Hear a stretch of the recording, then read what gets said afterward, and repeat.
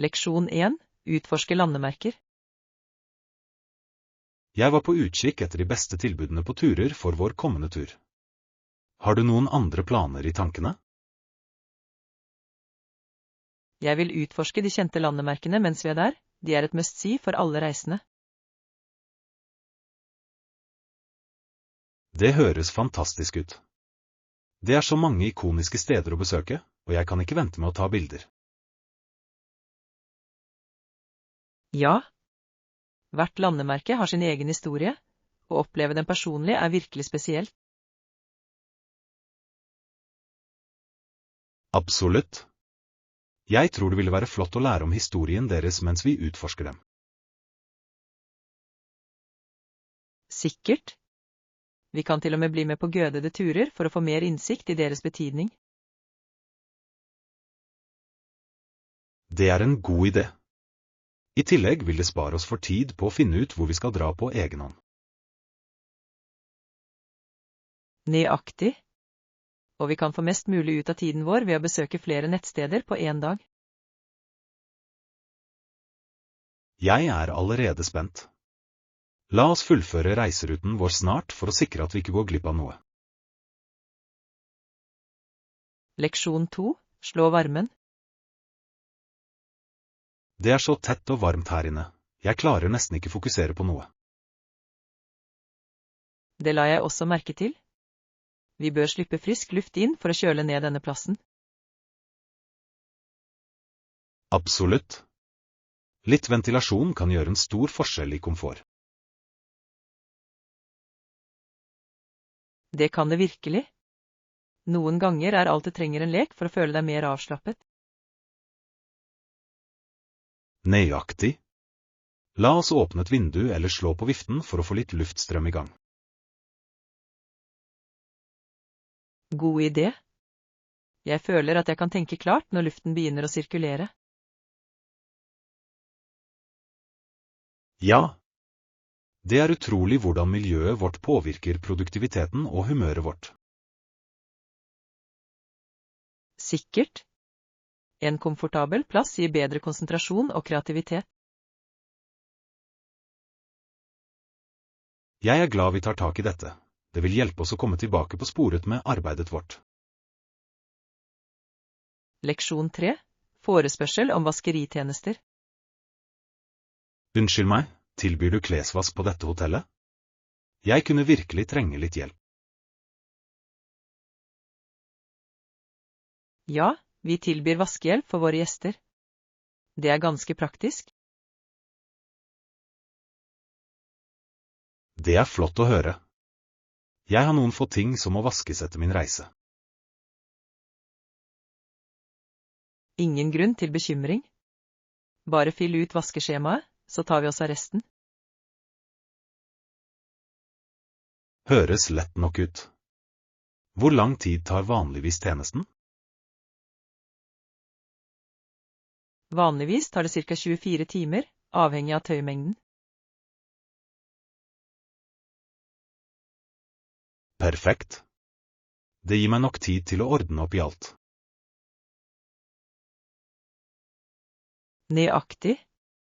I tillegg kan du nyte oppholdet uten å bekymre deg for klesvask.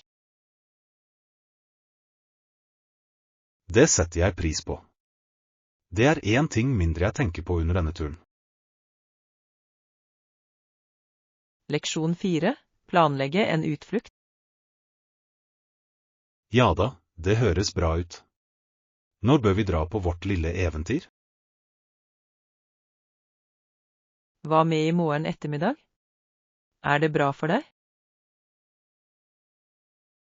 I morgen ettermiddag fungerer perfekt. Jeg gleder meg. Stor. Vi kan lage en liste over steder å besøke, slik at det ikke går glipp av noe. Ja, la oss planlegge ruten vår for å maksimere tiden vår på å utforske.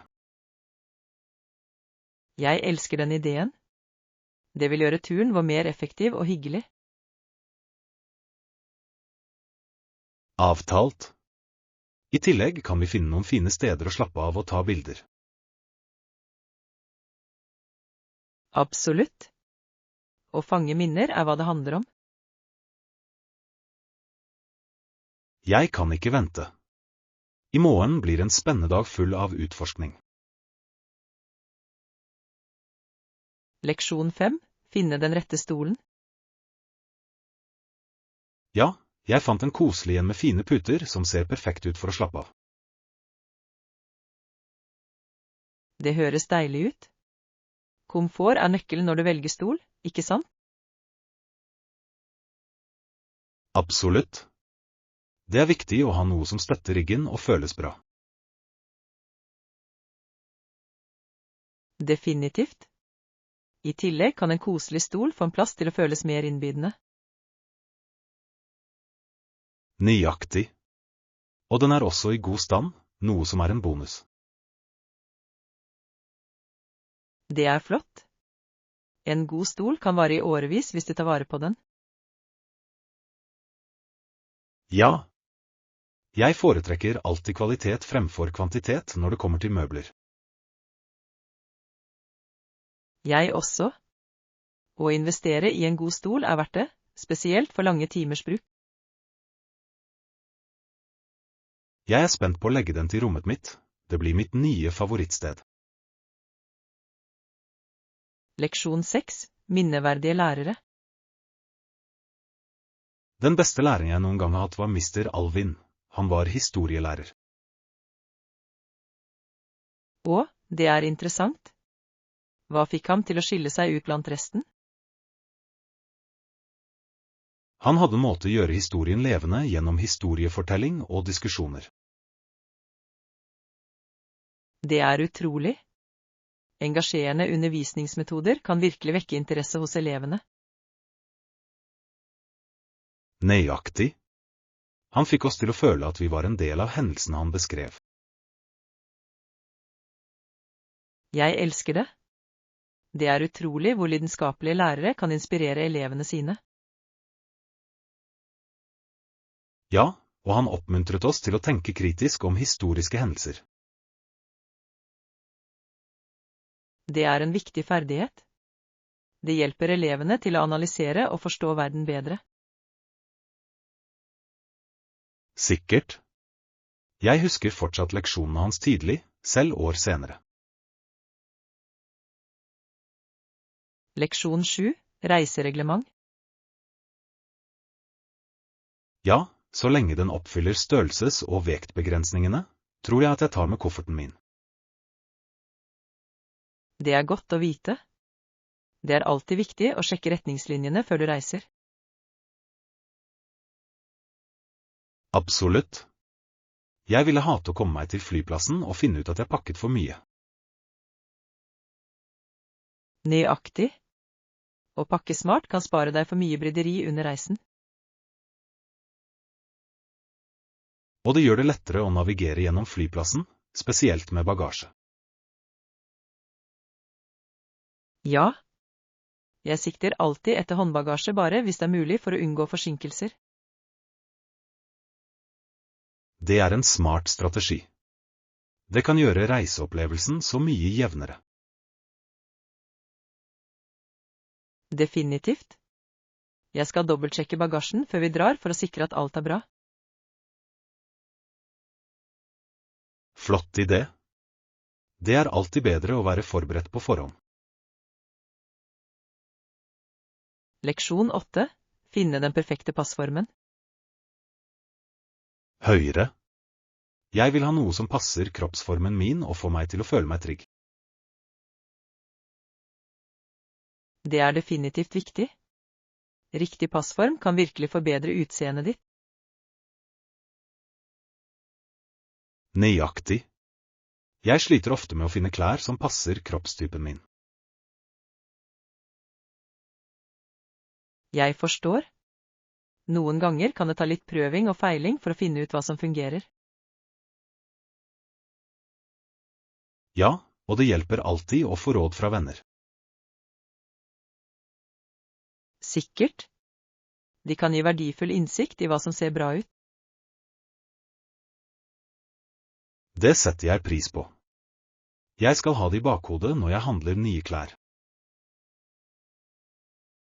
Stor. Og ikke nøl med å prøve forskjellige stiler, kanskje du finner en ny favoritt. Det er sant. Mote handler om å eksperimentere og oppdage det du elsker. Leksjon 9. Forstå push-upes. Personen skyver deretter med armene, og løfter den øvre delen av kroppen over bakken til armene er strake. Det er den grunnleggende formen for en push-up, ikke sant? Det er en flott øvelse for å bygge styrke. Ja, det virker først og fremst på bristet, skuldrene og triceps, noe som gjør det veldig effektivt. Jeg har hørt at å gjøre push-upes regelmessig kan forbedre det generelle kondisjonsnivået. Absolutt. De er et flott tillegg til enhver treningsrutine. Og de kan modifiseres for å passe til forskjellige kondisjonsnivåer, noe som gjør dem tilgjengelige for alle. Nøyaktig. Enten du er nybegynner eller avansert, er det alltid måte å utfordre deg selv på. Det er det jeg elsker med dem. Det er en allsidig øvelse som kan gjøres hvor som helst. Ja, det trengs ikke utstyr, bare kroppsvekten din. Leksjon 10. Smertestillendes rolle. Medisin, spesielt smertestillende, spiller en avgjørende rolle i å håndtere ubehag. Ja, selv anestesimidler som brukes av kirurger er avgjørende for å utføre prosedyrer trygt. Nøyaktig. De bidrar til å minimere smerte under operasjoner, slik at pasienter kan gjennomgå nødvendige behandlinger. Det er en viktig del av helsevesenet. Smertebehandling er grunnleggende for å bli frisk. Sikkert. Det er utrolig hvor langt medisinsk vitenskap har kommet på dette området. Ja, og pågående forskning fortsetter å forbedre effektiviteten og sikkerheten til disse medisinene. Absolutt. Det er viktig å bruke dem ansvarlig og under medisinsk veiledning. Definitivt. Å forstå fordelene og risikoene deres er nøkkelen for pasienter. Jeg er glad vi diskuterer dette. Det er et viktig tema i helsevesenet i dag. Leksjon 11. Meningsfulle forbindelser. Med teknologien som utvikler seg så raskt, er det viktig at vi streber etter meningsfulle forbindelser både online og offline. Absolutt. Mens teknologi tilbyr bekvemmelighet, kan det noen ganger føles upersonlig hvis vi ikke er forsiktige. Ja, det handler om å finne den balansen mellom virtuelle interaksjoner og relasjoner i det virkelige liv. Nøyaktig. Å engasjere seg i ekte samtaler kan føre til dypere forbindelser. Sikkert. Jeg tror at selv i en digital verden kan vi fremme autentiske relasjoner. Definitivt. Det handler om å være bevisst med interaksjonene våre, enten de er ansikt til ansikt eller gjennom en skjerm. Høyre. Vi bør også være oppmerksomme på hvor mye tid vi bruker på nettet sammenlignet med virkelige opplevelser. Ja. Å prioritere kvalitetstid med venner og familie er avgjørende for vårt velvære. Godt sagt. La oss gjøre det til et poeng å få kontakt med andre på meningsfulle måter, uansett plattform. Leksjon 12. Produktive morgener. Etter dusjen føler jeg meg alltid uthvilt, og så spiser jeg frokost. Det høres ut som en produktiv morgenrutine. Hva pleier du å ha til frokost? Jeg går vanligvis for noe sunt, som havregrøt med frukt eller en smoothie. Det er gode valg. En næringsrik frokost kan virkelig sette en positiv tone for dagen. Absolutt. Det gir meg energien jeg trenger for å takle oppgavene mine. Jeg er helt enig. Tror du morgener er den beste tiden å planlegge dagen din? Ja, definitivt. Det er roligere om morgenen, slik at jeg kan tenke klart og legge en plan.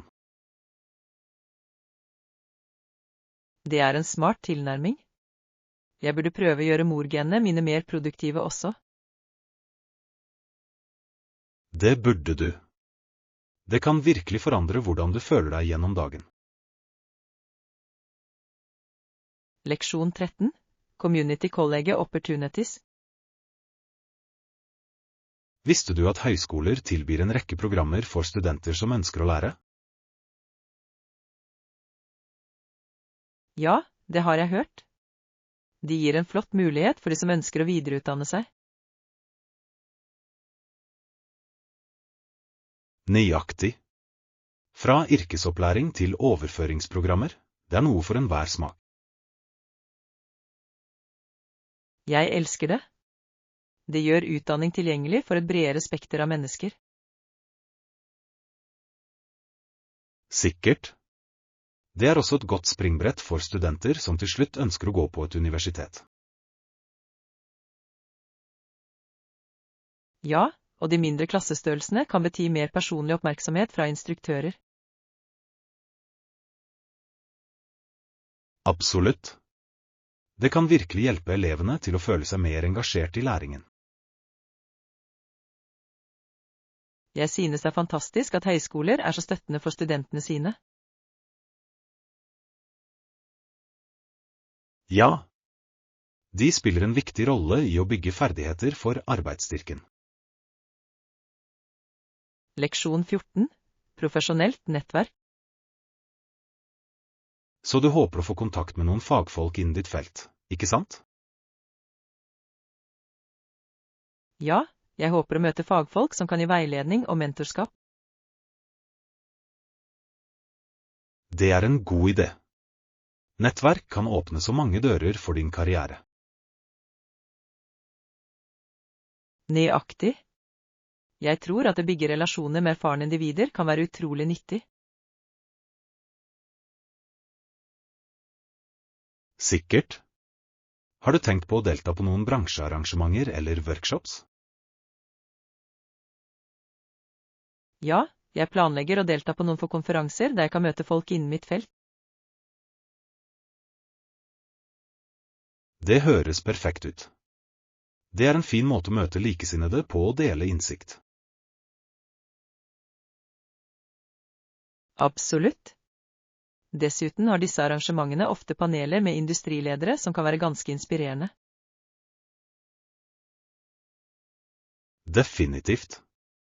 Jeg tror du vil finne det veldig givende å få kontakt med andre i yrket ditt. Leksjon 15. Myndighetenes ansvar. Du vet, noen tror at regjeringen ikke kan gjøre alt for innbyggerne. Ja, jeg har hørt det argumentet. De mener det bør fokuseres på å ta vare på de sterke og håpe på økonomisk vekst. Nøyaktig. Tanken er at selvhjulpenhet er like viktig som statlig støtte. Høyre.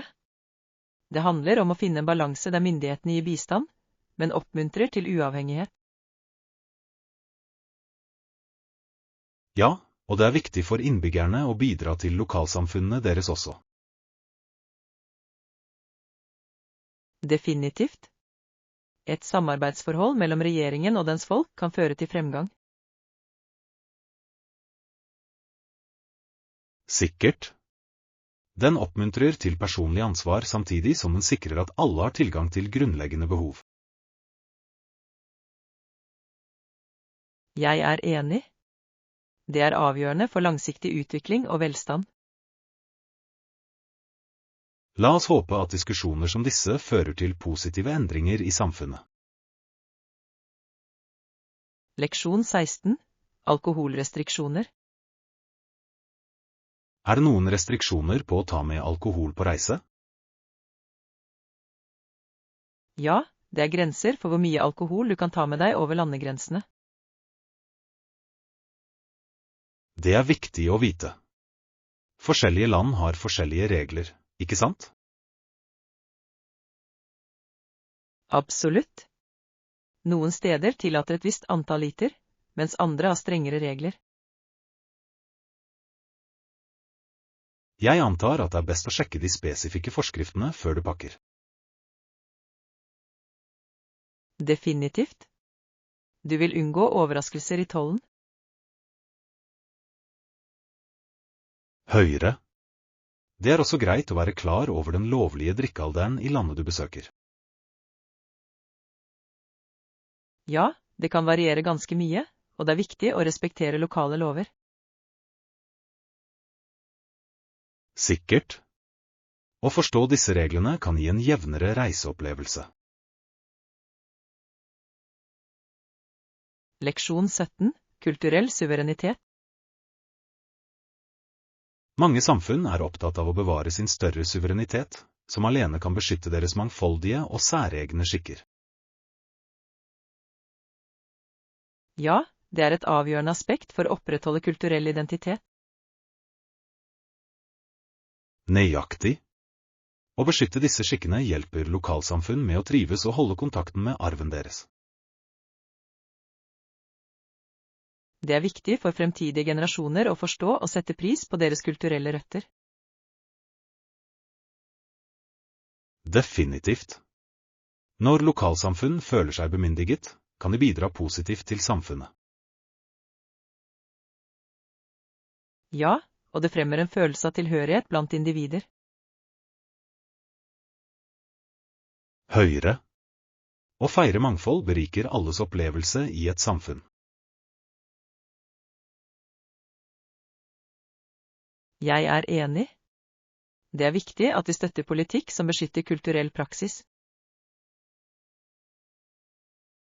Absolutt. Vi må sørge for at alle stemmer blir hørt og verdsatt. Leksjon 18. Sikkerhetsretningslinjer for flyplasser. Det er viktig å følge sikkerhetsretningslinjene mens vi er på flyplassen. Absolutt. De er på plass for å holde alle trygge og sikre under reise. Høyere. Enkle ting som å ha på seg en maske og sosial distansering kan utgjøre en stor forskjell. Ja. Det handler om å være oppmerksomme på hverandres helse og sikkerhet.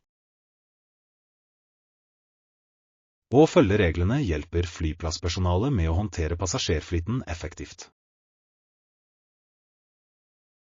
Nøyaktig. Det er viktig å samarbeide for en jevn reiseopplevelse. I tillegg kan det å være klar over retningslinjene bidra til å redusere stress mens du reiser. Sikkert. Å vite hva du kan forvente gjør reisen mye enklere. Jeg er glad vi begge prioriterer sikkerhet mens vi reiser. Leksjon 19. Hold deg motivert. For å holde seg motivert er det viktig å sette seg oppnåelige mål. Absolutt. Det hjelper å ha klare mål som du kan jobbe mot. Ja, og å bryte større mål i mindre trinn kan få dem til å føle seg mer håndterbare. Definitivt. Det gir deg en følelse av prestasjon underveis. Høyere. I tillegg kan det å feire de små seirene øke motivasjonen ytterligere. Ja. Det er viktig å gjenkjenne fremgangen din, uansett hvor liten. Jeg opplever også at det å holde seg organisert hjelper meg å holde fokus på målene mine. Absolutt. Å ha en plan kan veilede deg og holde distraksjoner i sjakk. La oss gjøre det til et poeng å regelmessig sjekke målene våre sammen. Leksjon 20. Spennende reiseplaner. Jeg planlegger en tur snart, og det høres spennende ut. Har du noen spesiell destinasjon i tankene? Ja, jeg har tenkt på å besøke Japan, den har stått på listen min i evigheter. Det er et fantastisk valg. Japan har en så rik kultur og historie å utforske. Absolutt. Jeg vil se kirsebærblomstene og besøke gamle templer. Det ville vært vakkert. Jeg har hørt at naturen er fantastisk om våren. Ja, og maten skal visstnok være utrolig også. Jeg kan ikke vente med å prøve autentisk sushi. Det høres deilig ut. Japan er definitivt et paradis for matelskere. Sikkert. Jeg er også spent på å oppleve de lokale skikkene og tradisjonene. Det blir et eventyr for livet. La oss planlegge turene våre sammen for mer moro. Leksjon 21. Indianske tradisjoner. Jeg har lest om sletteindianerne, og det er fascinerende hvordan de hadde ritualer og skikker for jakt og krigføring. Ja, disse tradisjonene var dypt forankret i deres kultur og spilte en viktig rolle i deres overlevelse. De kjempet hardt mot ulike utfordringer for å beskytte deres land og levesett. Absolutt. Det er inspirerende å se deres motstandskraft og betydningen de legger på fellesskapet. Høyre. Hvert ritual hadde ofte spesifikke betydninger, og koblet dem til deres forfedre og landet. Ja, det er en vakker påminnelse om hvordan kulturer kan hedre sin historie gjennom praksis og tro. Å lære om disse skikkene gir oss en større forståelse for mangfoldet av menneskelig erfaring. Definitivt. Den fremhever også viktigheten av å bevare slike tradisjoner for fremtidige generasjoner. Jeg kunne ikke vært mer enig. Det er avgjørende at vi husker og respekterer disse rike historiene. Leksjon 22. Sesongmessige endringer. Visste du at sommeren begynner i desember og vinteren noen steder i juni? Ja. Det er fascinerende hvordan årstidene kan variere avhengig av hvor du er i verden. Nøyaktig. Sørøya er kjøligere enn Nordøya i løpet av denne tiden, noe som er ganske interessant. Det er det virkelig. Jeg kan ikke tenke meg å feire jul i sommermånedene. Høyre. Det er en helt annen stemning, med grilling og strandutflukter i stedet for snø. Ja. Det gjør meg nysgjerrig på hvordan andre kulturer tilpasser seg sine sesongmessige endringer. Sikkert. Hver region har sine egne tradisjoner som gjenspeiler klima og miljø. Ja. Det er utrolig hvordan geografi påvirker livsstil og feiringer. Jeg vil gjerne oppleve en sommerjul en dag. Det høres ut som et morsomt eventyr. Leksjon 23. Høydehoppteknikker. Jeg har lært om biomekanikken til høydehoppteknikk, og det er veldig spennende. Ja. Fysikken bak er ganske fascinerende. Visste du at Fosbury hevdet at teknikken hans var rent intuitiv? Jeg hørte det.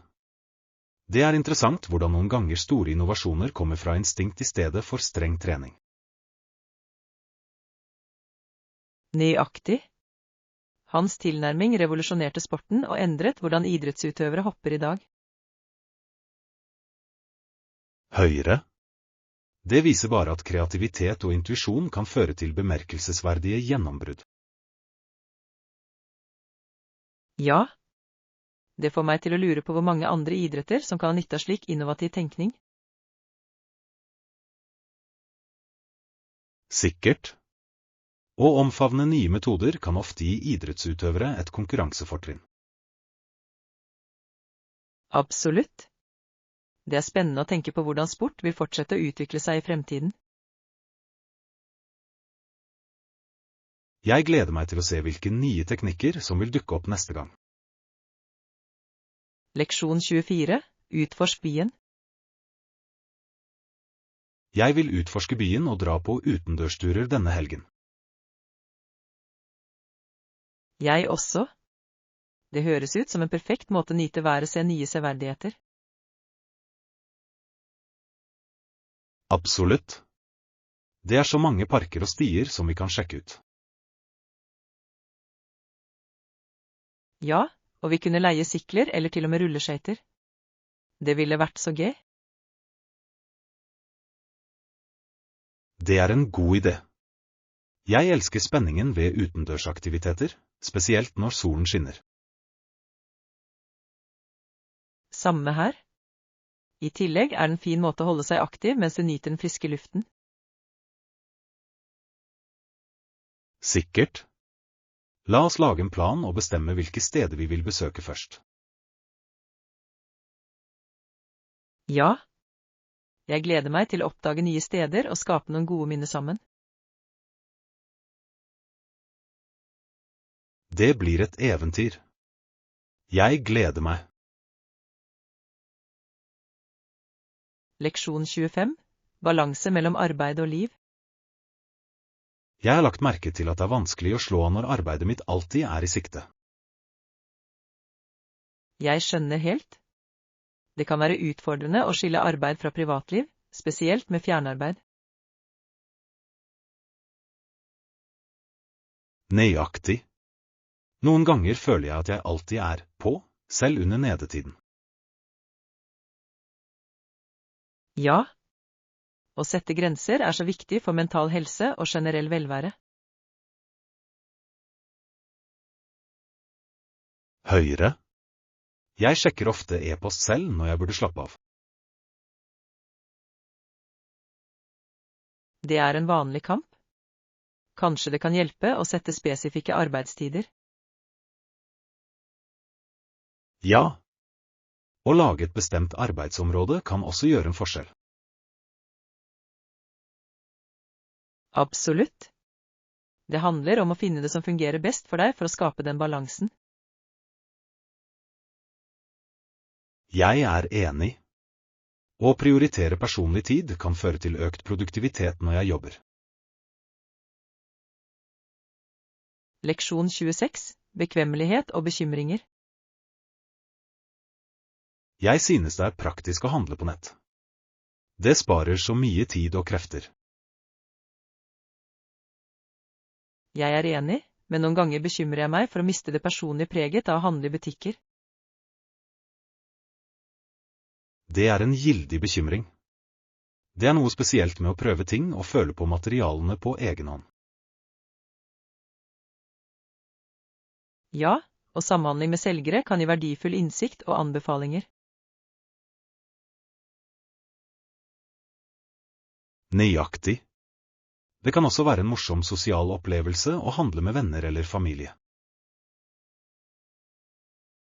Høyre. Selv om bekvemmeligheten er stor, bør vi ikke overse gleden ved å handle personlig. Jeg tror en balanse mellom begge alternativene kan være den beste tilnærmingen. Absolutt. Å blande nett- og butikkhandel kan maksimere bekvemmeligheten og nytelsen. Det må jeg huske på neste gang jeg handler. Leksjon 27. Produktanbefalinger. Har du noen anbefalinger til nye dingser? Du bør prøve den nyeste modellen fra det populære teknologimerket. Den har gode anmeldelser. Virkelig? Jeg har hørt gode ting om produktene deres. Hvilke funksjoner skiller seg ut? Batterilevetiden er imponerende, og kamerakvaliteten er på topp. Det høres perfekt ut. Jeg elsker å ha et pålitelig kamera for mine reiser. Ja, den fanger minnet vakkert, og klarheten er bemerkelsesverdig. Jeg er definitivt interessert.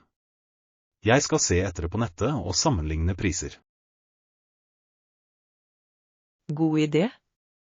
Det er alltid smart å lete etter det beste tilbudet. Takk for tipset. Jeg setter pris på anbefalingene dine. Leksjon 28. Stille øyeblikk. Så satte jeg meg ned for å lese en bok. Huset var stille, veldig stille.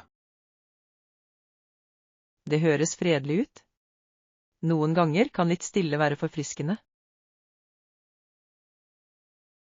Ja, det er fint å ha de øyeblikkene til å flykte inn i en annen verden gjennom lesing. Absolutt. Det er en fin måte å slappe av på etter en travel dag. Jeg er enig. I tillegg kan det gå seg vill i en god historie transportere deg til et annet sted. Nøyaktig. Har du en favorittsjanger du liker å lese i rolige stunder? Jeg liker mysterier, de holder meg engasjert og gjetter til slutten. Det er et morsomt valg. Jeg elsker en god plottvist selv. Ja, det gjør leseopplevelsen enda mer spennende. Leksjon 29. Løse situasjoner. Jeg forstår at vi har en situasjon å løse, og vi vil gjøre vårt beste for å løse den raskt. Ja, kommunikasjon er nøkkelen til å finne en løsning som fungerer for alle involverte. Absolutt. Det er viktig å lytte til alle perspektiver for å forstå problemet fullt ut.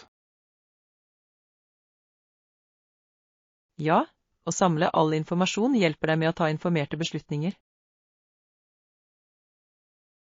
Jeg er enig. Når vi har klarhet, kan vi ta handlingsrettede skritt mot løsning. Nøyaktig. Å jobbe sammen som et team vil føre til bedre resultater. Jeg er sikker på at vi kan håndtere dette effektivt hvis vi holder fokus. Jeg også. La oss holde kommunikasjonslinjene åpne mens vi går videre. Ja, det vil sikre at alle føler seg hørt og verdsatt gjennom hele prosessen. Leksjon 30. Utforske sentrum. Siden vi ønsker å utforske sentrum, foreslår jeg å bo i nærheten av det. Det høres ut som en flott plan. Det vil gjøre det enkelt å få tilgang til alle hovedattraksjonene. Nøyaktig. Å være nær alt vil spare oss for tid og energi under turen. Ja. I tillegg kan vi ta rolige spaserturer for å oppdage nye steder underveis. Jeg elsker den ideen. Det vil gi oss en sjanse til å suge inn den lokale atmosfæren. Definitivt. Og vi kan finne flotte restauranter og butikker å besøke i nærheten. Absolutt. Det er alltid hyggelig å ha alternativer innen gangavstand. Ja. Jeg er spent på eventyret vårt og kan ikke vente med å utforske sammen. Jeg også. La oss ferdigstille overnattingsstedene våre slik at vi kan begynne å planlegge reiseruten vår.